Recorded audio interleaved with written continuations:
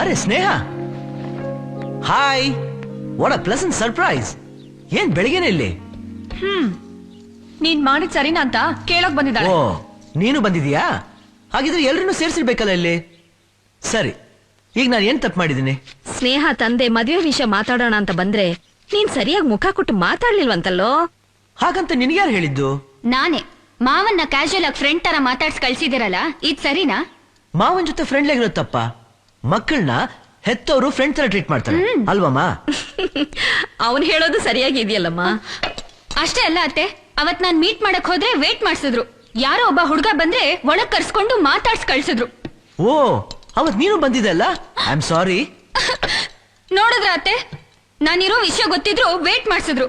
ಮದ್ವೆ ಆಗೋ ನನಗಿಂತ ಆ ಹುಡ್ಗ ಹೆಚ್ಚಾಗಿದ್ದಾನೆ. ವೇಟ್ ನೀಲ್ ಬಾ ಹೇಳ್ತೀನಿ. ಸ್ನೇಹ ಬಾಯ್ಲಿ. ನೋಡು, ನನ್ ನೋಡಕ್ ಯಾರೇ ಬಂದ್ರು ಅವ್ರು ನನ್ಗೆ ಗೊತ್ತಿರೋರೇ ಆದ್ರು ಮೊದಲು ಅವ್ರನ್ನ ಮಾತಾಡ್ಸಿ ಬೇಗನೆ ಕಳಿಸ್ತೀನಿ. ಯಾಕೆ ಹೇಳು? ಗೊತ್ತಿರೋರು ಅಂತ ಕೇರ್ಲೆಸ್. ಅಲ್ಲೇ ನೀ ತಪ್ಪು ತಿಳ್ಕೊಂಡಿರೋದು. ನನಗೆ ಇಷ್ಟವಾದ್ರ ಜೊತೆ ಯಾವ ಡಿಸ್ಟರ್ಬೆನ್ಸು ಇಲ್ದೆ ಹಾಯಾಗಿ ಮಾತಾಡೋಣ ಅಂತ.